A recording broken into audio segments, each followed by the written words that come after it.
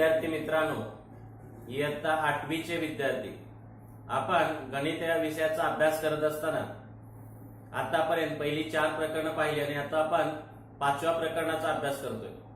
5व्या प्रकरणाचा अभ्यास करत असताना 7वीची जी 3 सूत्र होती त्याच्यावर आधारित आपण एक्झाम्पल सोडवली. त्याच्यानंतर तुम्हाला 8वीला 4 सूत्र दिलेले आहेत, त्याच्यापैकी 2 सूत्रांचा आपण अभ्यास केला. आज आपण 3रं सूत्र पाहणार आहोत. पहिलं सूत्र जे पाहिलं होतं आपण ते x अधिक हे पहिल्या कंसात x अधिक b दुसऱ्या कंसात बरोबर x वर्ग अधिक कंसात a अधिक b x अधिक ab याच्यावरती आपण 5.1 सोडवला प्रॅक्टिस सेट. त्याच्यानंतर a अधिक b चा घन बरोबर a घन अधिक 3a वर्ग b अधिक 3ab वर्ग अधिक b घन याच्यावरती आपण प्रॅक्टिस सेट 5.2 सोडवला. आता आपण 3ऱ्या सूत्राचा अभ्यास करणार आहोत. 3रं सूत्र तुमचं काय आहे बघा. पहिल्यांदा जसं आपण ही 2 सूत्र कशी आली ती पाहिली, तसं हे 3रं सूत्र सुद्धा कसं येतंय ते पाहूया. नंतर आपण प्रॅक्टिस सेट 5.3 सोडवणार आहोत. बघा काय दिलंय सूत्र तुमचं आहे a वजा b चा घन. जसं आपण a अधिक b चा घन सोडवलं तसं सेम सोडवायचं. बघूया आपण. आता ही पूर्ण कंस आहे, कंसाचा घन एखाद्या संख्येचा घन क्यूब म्हणजे त्या संख्येचा 3 वेळा गुणाकार. a गुणिले b a वजा b गुणिले a वजा b आणि गुणिले a वजा b. घन म्हणजे त्या संख्येचा 3 वेळा गुणाकार. बरोबर, इथं मध्ये चिन्ह नाही म्हणजे गुणिले. नंतर आपण काय केलं होतं आठवतंय, पहिला कंस तसाच ठेवला होता आणि या 2 कंसाखाली अंडरलाईन केली होती. आता या 2 कंस आहे म्हणजे ही एक संख्या आणि ही एक संख्या 2 वेळा गुणाकार आहे. म्हणजेच काय येणार आहे a वजा b चा वर्ग. 2 वेळा एका संख्येचा 2 वेळा गुणाकार म्हणजे काय येतो स्क्वेअर वर्ग. परत पहिला कंस तसाच a वजा b. आता याचं सूत्र आपण 7वीला पाहिलेलं आहे. बघ काल या सूत्रावरून सोडवलं होतं. तर a वजा b चा वर्ग म्हणजे काय रे a वर्ग वजा 2ab अधिक b वर्ग याचा विस्तार लिहिला आपण. आता 2 कंसाचा गुणाकार काल केला होता तसाच पहिल्या कंसातील पहिल्या पदाने पूर्ण कंसाला गुणायचं आणि इथे वजा b ने चिन्हासहित पूर्ण कंसाला गुणायचं. बरोबर, 2 कंसाचा गुणाकार. आता इथे a ने पहिल्यांदा a वर्गला गुणलं तर काय येईल a चा घन a क्यूब. कारण ज्यावेळेला गुणाकार करतो त्यावेळेला पाया समान असेल तर घातांकांची काय होते बेरीज. इथे घातांक नसतो म्हणजे 1 आणि 2 किती झाले 3 वजा a आणि इथे a आहे आणि b एकटाच आहे म्हणजे 2 तसेच a आणि a काय a वर्ग b अधिक आता इथे a आणि b वर्ग म्हणजे a b वर्ग. आता इकडे लक्ष ठेवा, ज्यावेळेला कंसाच्या बाहेर वजा चिन्ह असतं तेव्हा आतील चिन्ह बदलतात. म्हणजे इथे काय येईल बघा वजा a वर्ग b किंवा b a वर्ग. कसं येईल a वर्ग b. इथे वजा आहे म्हणजे आतलं चिन्ह बदलणार. इथे काय येईल अधिक. काय येईल बघा 2a हा b आणि हा b म्हणजे काय येईल b वर्ग. आता इथे वजा इथे अधिक आहे, अधिकचं काय होणार वजा वजा अधिक वजा किंवा कंसाच्या बाहेर वजा चिन्ह असेल तर आतले चिन्ह बदलतात. इथे अधिकचं वजा झालं वजाचं अधिक आणि त्या अधिकचं काय होणार वजा. b आणि b वर्ग म्हणजे काय येणार b चा घन. आता a घन वजा 2a वर्ग b आणि आणखी कुठे a वर्ग b आहे बघा इथे हे एकत्र घ्या वजा a वर्ग b. बरोबर, अंडरलाईन. आता a b वर्ग वाले एकत्र घ्या बरोबर आणि वजा b घन म्हणजे काय आलं रे a घन. समान चिन्ह असतील तर काय करतो आपण बेरीज करून मोठ्या संख्येचे 2 आणि इथे 1 आहे म्हणजे किती झाले 3a वर्ग b अधिक 2 आणि 1 3 3ab वर्ग वजा b घन. बघा ते सूत्र आले की नाही. काय सूत्र आलं आपलं a वजा b घन बरोबर a घन वजा 3a वर्ग b अधिक 3ab वर्ग वजा b घन. बरोबर ना. हे 3रं सूत्र आपण सोडवलं. कसं येतं ते जसं आपण a अधिक b चा घन पाहिला तसंच आहे, फक्त इथे लक्षात ठेवा बाहेर वजा चिन्ह असेल तर आतली चिन्ह बदलतात. आता या सूत्र लिहिल्यानंतर या सूत्रावर आधारित तुमचा प्रॅक्टिस सेट कोणता आहे 5.3 त्याचा आपण अभ्यास करणार आहोत. सूत्र कसं आलंय ते तुम्हाला समजलंय. आता 5.3 सोडवूया आपण. 5.3 मधला पहिलं एक्झाम्पल 5.3 मधला पहिलं एक्झाम्पल आहे 2m वजा 5 चा घन 2m मायनस 5 आणि इथे काय येईल q. आता आपल्या सूत्रानुसार इथे बघा याला म्हणायचं पहिलं पद, याला दुसरं पद. मी कसं बोलतोय तसं लिहायचं. पहिल्या पदाचा घन वजा 3 गुणिले पहिल्या पदाचा वर्ग गुणिले दुसरे पद आणि अंडरलाईन अधिक चिन्ह आहे. अधिक 3 गुणिले ए म्हणजे पहिले पद तसंच गुणिले बी वर्ग म्हणजे दुसऱ्या पदाचा वर्ग अंडरलाईन वजा दुसऱ्या पदाचा घन बी घन म्हणजे 5 चा घन. बरं आता इथे लक्ष द्या. 2 चा घन 2 दुनी 4 4 दुनी 8 आणि m घन वजा 3 गुणिले 2 चा वर्ग 4 m चा वर्ग m वर्ग गुणिले 5 अंडरलाईन. आता इथे अधिक 3 गुणिले 2m गुणिले 5 चा वर्ग 25 वजा 5 चा घन 25 5 चा 125 सव्वाशे. इथे 8m चा घन वजा आता इथे 3 चौक 12 12 पंचे 60 m वर्ग अधिक आता इथे 25 दुनी 50 50 त्रिक 150 वजा 125 म्हणजे आपलं उत्तर काय आलं 8m घन वजा 60m वर्ग अधिक 150m वजा 125. अशा प्रकारे आपण या सूत्रावरती आधारित पहिले एक्झाम्पल सोडवलंय. दुसरं एक्झाम्पल बघा काय आहे. इथं लिहितो मी लगेच दुसरं एक्झाम्पल 4 वजा p चा घन. बघा इथे याला पहिलं पद म्हणायचं याला दुसरं पद. पहिल्या पदाचा घन वजा 3 गुणिले पहिल्या पदाचा वर्ग गुणिले बी दुसरं पद तसंच अंडरलाईन अधिक 3 गुणिले ए म्हणजे पहिले पद तसंच गुणिले बी वर्ग म्हणजे दुसऱ्या पदाचा वर्ग वजा बी घन म्हणजे दुसऱ्या पदाचा घन म्हणजे पी चा घन. 4 चा घन 4 चौक 16 16 चौक 64 वजा 3 गुणिले 4 चा वर्ग 16 गुणिले पी अंडरलाईन. इथे पण अंडरलाईन करायला विसरायचं नाही आपली पद्धत. इथे 3 गुणिले 4 गुणिले पी वर्ग म्हणजे पी चा वर्ग आणि इथे काय येईल पी चा घन 64 वजा 16 त्रिक 48 पी अधिक 4 त्रिक 12 पी वर्ग वजा पी घन. अशा प्रकारे आपण काय केलंय पहिल्याने दुसरं एक्झाम्पल सोडवलंय. आता आपण तिसरं एक्झाम्पल पाहणार आहोत. बघा तिसरं एक्झाम्पल काय व्यवस्थित सोडवायचं. सूत्र लिहायचं. सूत्राकडे बघा पहिलं पद आणि दुसरं पद मी जसं बोलतोय त्याप्रमाणे तुम्ही सोडवायचं. तिसरं एक्झाम्पल दिलंय तुम्हाला 7x मायनस 9y. काय दिलंय एक्झाम्पल तिसरं एक्झाम्पल 7x मायनस 9y चा काय दिलाय क्यूब. बरोबर. बघा आता इथे आपल्या नियमानुसार याला पहिलं पद याला दुसरं पद. पहिल्या पदाचा घन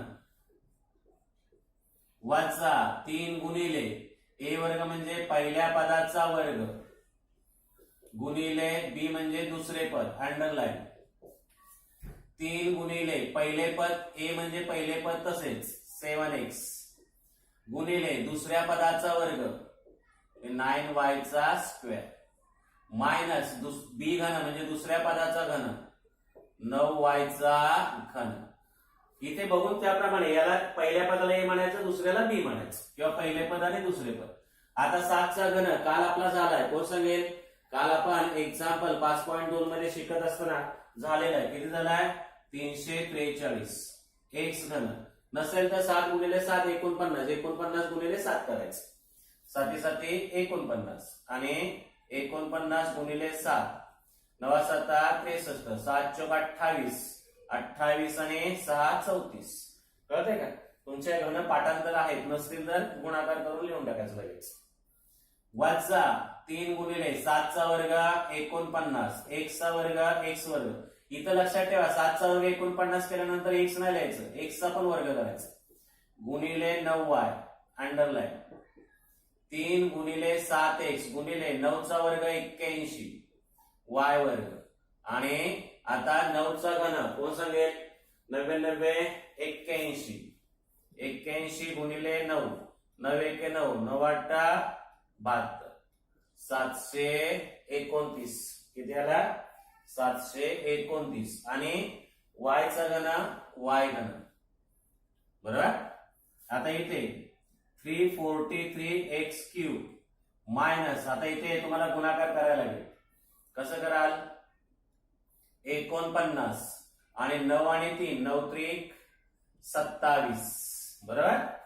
9 7 63, 7 चौक 28, 28 28 आणि 6 34, 9 दुने 18, 4 दुने 8 आणि 1 9, 3 8 आणि 4 12, 9 आणि 1 10 आणि 1 13. म्हणजे किती झाले? 1323. 1323. इथे बघा x वर्ग आणि काय आहे y. बरोबर. समासामध्ये गुणाकार करायचा तिथेच. अधिक इथे काय येईल बघा?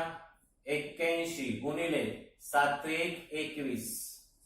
1 ने भाग गेला गुणलं तर 81 येणार. 1 ग सोडलं 2 के 2 आणि 8 दुने 16, 8 आणि 2 10, 6 आणि 1 7. म्हणजे किती येणार?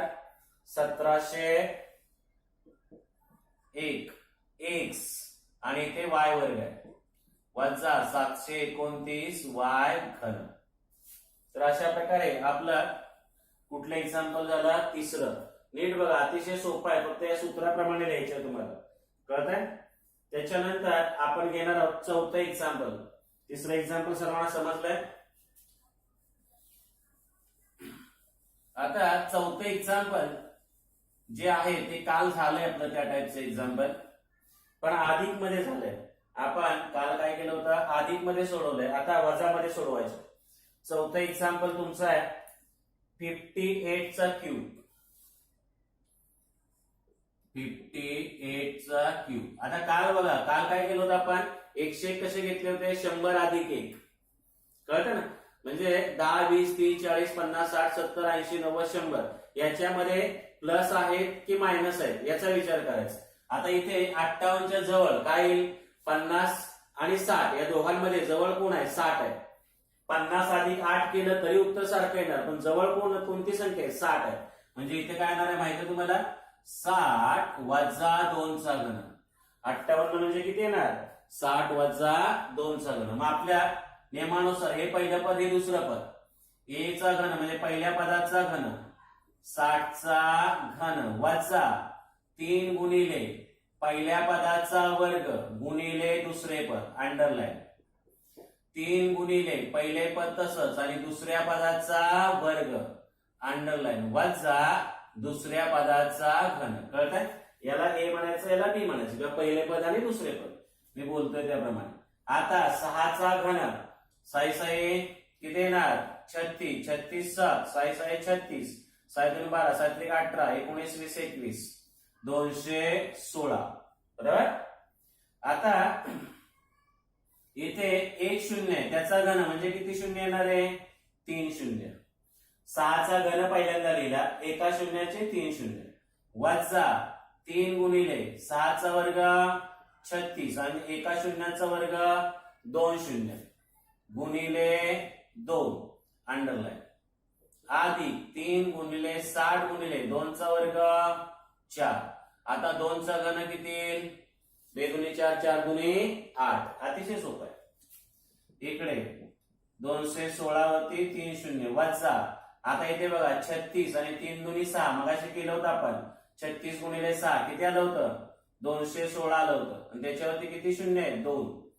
आता आपण केलं होतं ना 36 आणि 3 दुनी 6, 36 गुणिले 6 केलं होतं 216 अधिक आता इथे 4 त्रिक 12 किंवा 6 चौक 24 किंवा काय कसं करा 6 त्रिक 18 म्हणजे काय करणार 18 गुणिले 4 किंवा 12 72 4 त्रिक 12 12 किती येणार 72 कसाही गुणाकार करा आणि एक शून्य ठेवा वजा 8 बरोबर. आता इथे तुम्हाला दोन पद्धती पहिल्यांदा यांची वजाबाकी करा त्याच्यामध्ये 720 मिळवा त्याच्यामधून 8 वजा करा किंवा अधिक वाले एकत्र घ्या. हे अधिक वाले एकत्र घ्या आणि वजावाले एकत्र घ्या कसं आवडेल तसं करा उत्तर सेम येणार 1 2 3 अधिक 720 बघा मी काय केलं आणि वजा 216 00 वजा 8 असं केलं तरी चालेल किंवा ओळीने केलं तरी चालेल तुम्हाला आवडेल तसं करा उत्तर सेमच येणार. पहिल्यांदा आपण काय करूया या दोघांची बेरीज करूया 2 से 16 हे जरा दूर दूर लिहा कारण हे एकक दशक शतक हजार दशहजार लक्ष दशलक्ष व्यवस्थित यायला पाहिजे. आणि काय करायचंय 720 म्हणजे 0 2 आणि 7 म्हणून जरा दूर दूर लिहा 0 इथे किती येईल 2 इथे किती येईल 7 आणि 216 म्हणजे 216 720 वजा आता इथे पण समान चिन्ह आहे म्हणजे इथे पण बेरीज होणार आहे लक्षात ठेवा काय येणार आहे 216 00 अधिक काय करणार आहे 8 8 0 6 1 2 म्हणजे वजा 216 08 बरोबर. आता काय करायचं या दोघांची वजाबाकी आता काय करणार हे लिहायचे बरोबर इथे 8 0 त्याच्यानंतर 6 1 2 आणि याच्या खाली काय नाही येणार वजा 10तून 8 गेले 2 राहिले 2तून 1 गेला 1 राहिला 7तून 6 गेले 1 राहिला 6तून 1 गेला 5 राहिला 11तून 2 गेले 9 10 11 आणि ते 2तून 1 गेला 1 म्हणजे या दोघांची वजाबाकी किती आली 195,112 म्हणजे 1,95,112 किती आली वजाबाकी 1,95,112 किंवा ओळीने सोडवलं तरी उत्तर सेम येणार कळतंय का तुम्हाला आवडेल तसं सोडवा. मी काय केलं कळलं हे अधिक वाले एकत्र घेतले वजावाले एकत्र केले त्यांची बेरीज करून नंतर सर्वात शेवटी वजाबाकी केली किंवा तुम्ही वैयक्तिक वजाबाकी करा परत बेरीज करा परत वजाबाकी करा उत्तर सेम येणार तुमचं 1,95,112. तसंच एक्झाम्पल पुढचं आहे एक्झाम्पल नंबर 5 सेम आहे फक्त काल आपण जी पाहिली होती दुसऱ्या सूत्राला ती अधिकची होती आता जी पाहतोय ती वजाबाकीची. फक्त वजाबाकी करताना गोंधळ करू नका कारण बऱ्याच मुलांना वजाबाकी करताना चुकण्याची शक्यता असते. एकक खाली एकक दशक खाली दशक शतक खाली शतक पाठीमागून दुसऱ्या संख्या लिहायच्या वजाबाकी करताना उडून लिहिल्या तर मग काय होणार चुकणार तुमचं. 5वं एक्झाम्पल आहे 198चा घन कोण सांगेल काय 198च्या जवळ कुठली संख्या आहे कुठली आहे 190 की 200 200 बरोबर म्हणजे काय 200 वजा 2चा घन काय करणार तुम्ही 200 वजा 2चा घन. आता आपल्या नियमानुसार हे पहिलं पद आहे दुसरं पद पहिल्या पदाचा घन वजा 3 गुणिले पहिल्या पदाचा वर्ग गुणिले दुसरे पद अधिक 3 गुणिले पहिले पद गुणिले दुसऱ्या पदाचा वर्ग. मी पहिले पद दुसरे पद म्हणतो तुम्ही नेहमी म्हटलं तरी चालेल वजा दुसऱ्या पदाचा घन. आता 2चा घन 2 दुनी 4 4 दुनी 8. आता इकडे लक्ष द्या इथं 2 शून्य आहेत 2 शून्याचा घन करताय म्हणजे किती शून्य येणार माहितीये का तुम्हाला 6. 2 शून्याचा घन म्हणजे एका शून्याचा घन केला तर किती येतं 3 मग 2 शून्याचा घन केला तर किती येणार 6 वजा 3 गुणिले 2चा वर्ग 4. आता इथे लक्ष द्या 2 शून्याचा वर्ग आहे म्हणजे किती शून्य येणार 4 शून्य गोंधळ करू नका गुणिले 2 अंडरलाईन 3 गुणिले 200 गुणिले 2चा वर्ग 4 आणि 2चा घन किती येतो 8. आता इथे किती शून्य आहेत 1 2 3 4 5 6 वजा आता इकडे लक्ष द्या इथे 3 चौक 12, 12 दुने 24 आणि किती शून्य 1 2 3 4 अधिक इथे 3 दुने 6, 6 चौक 24 आणि शून्य किती आहे 2 वजा 8. आता मागाच्या प्रमाणे दोघांची प्लस आणि वजा एकत्र घेतले तरी चालते, तुम्हाला आवडेल तसं करा. 1 2 3 4 5 6 अधिक 24 वरती 2 शून्य मी एकत्र केले अधिक वाले 1 2 3 4 मी वजा 8 हे एकत्र केले. मी या दोघांची बेरीज वजा या दोघांची बेरीज मागाच्या सारखं सेम 1 2 3 4 5 6 दूर दूर उरल्या. इथे पाठीमागून लिहायचं 0 0 4 आणि 2 यांची काय करताय बेरीज 0 0 4 2 0 0 आणि 8 म्हणजे काय आलं रे 8 0 0 आणि 24. आता या दोघांची बेरीज 1 2 3 4 करायची गरज नाही, शेवटी 8 येणार आहे पण आपण करूया. 8 1 2 3 4 आणि 2 24 1 2 3 आणि काय येणार आहे 8. बरोबर ना, की शेवटी शून्याच्या जागी 8 येणार आहे. आता यांची काय करायची आपल्याला या दोघांची वजाबाकी. हे पाठीमागून लिहायचं 8 0 0 0 4 आणि 2. इथे पहिल्या घराच्या 8 खाली काय नाही येणार. 10 तून 8 गेले 2, 10 तून 1 गेला 9, 4 तून 1 गेले 3, 2चे 2, 10 तून 4 गेले 6, 10 तून 3 गेले 7 आणि 8 तून 1 गेला 7. म्हणजे किती आलं रे उत्तर 7 7 6 2 3 9 2. कळतंय. तर अशा प्रकारे आपण 5वं एक्झाम्पल सोडवलं. आता लगेच आपण पुढचं एक्झाम्पल घेतोय 6वं. नीट बघा काय केलंय ते आणि या दोघांची काय केली वजाबाकी केली. कळतंय. त्याप्रमाणे नीट लक्ष द्या. 77,62,392. पुढचं एक्झाम्पल 6वं काय बघा. ही 2 या टाईपची होती वजाबाकीची. काल आपण प्लसची पाहिली होती. पुढचं एक्झाम्पल आहे तुमचं 2p वजा 1/2p चा घन. पुढचं एक्झाम्पल 6वं 2p वजा 1/2p चा घन. आपल्या नियमानुसार हे पहिले पद दुसरं पद. पहिल्या पदाचा घन वजा 3 गुणिले पहिल्या पदाचा वर्ग गुणिले दुसरे पद तसेच अंडरलाईन 3 गुणिले पहिले पद तसेच गुणिले दुसऱ्या पदाचा वर्ग अंडरलाईन वजा दुसऱ्या पदाचा घन. हे पहिलं पद आहे दुसरं पद. 2 चा घन 8 p घन वजा 3 गुणिले 2 चा वर्ग 4 आणि p वर्ग तसेच 1/2p अंडरलाईन अधिक 3 गुणिले 2p गुणिले 1 चा वर्ग 1 2 चा वर्ग 4 आणि p वर्ग लिहायला विसरायचं नाही. 1 चा घन 1 2 चा घन 8 आणि p घन लिहायला विसरायचं नाही. बरोबर. अतिशय सोपं आहे. 8p घन वजा आता इथे लक्ष द्या 2 ने भाग जाईल. बरोबर. भाग घालवताना पेन्सिलने घालवायचं. बे के बे बे दुनी 4 आणि इथला 1p आणि इथला 1 वर्ग मधला 1 राहील. बरोबर की नाही. इथे सुद्धा बे के बे बे दुनी 4 इथला 1p जाईल आणि इथला p वर्ग मधला 1 राहील. म्हणजे इथे काय सांगा 3 दुने 6p छेदामध्ये काहीच नाही. आधी इथे अंशामध्ये 3 आहेत आणि छेदामध्ये किती राहिले 2p वजा 1/8p चा घन.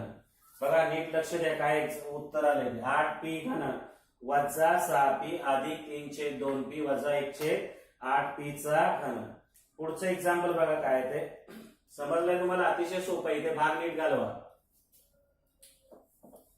व्यवस्थित समजून घ्यायचं, भाग घालवायचं नाही. दोन्ही 4 ला भाग जातो आणि पी आणि पी वर्ग, पी ने पी वर्गाला भाग घालवला की पी वर्ग म्हणजे काय रे, पी गुणिले पी, त्यातला एक पी कॅन्सल होणार आणि एक पी शिल्लक राहणार. पी ने जेव्हा पी वर्गाला भाग घालवता तेव्हा काय होणार, एक पी कॅन्सल होणार आणि एक शिल्लक राहणार. 7वं एक्झाम्पल, 1 वजा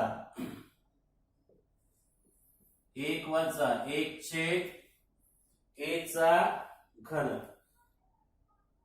बघा आता हे पहिलं पद, हे दुसरं पद. पहिल्या पदाचा घन वजा 3 गुणिले पहिल्या पदाचा वर्ग गुणिले दुसरे पद अधिक 3 गुणिले पहिले पद गुणिले दुसऱ्या पदाचा वर्ग वजा दुसऱ्या पदाचा घन. पाठांतर झालं पाहिजे, मी बोलतोय कसं. 1 चा घन 1, 3 गुणिले 1 चा वर्ग 1 गुणिले 1/a अंडरलाईन, 3 गुणिले 1 गुणिले 1 चा वर्ग 1 आणि a चा वर्ग a वर्ग वजा 1/a चा घन. 1 वजा 3 गुणिले 1 गुणिले 1 म्हणजेच 3 छेदामध्ये a अधिक 3 गुणिले 1 गुणिले 1 म्हणजेच 3 छेदामध्ये a वर्ग वजा 1/a घन. अतिशय सोपं आहे, नीट बघा उत्तर काय आलंय ते. आणि यातला शेवटचं एक्झाम्पल आपण पाहतोय, हे कळलं नीट.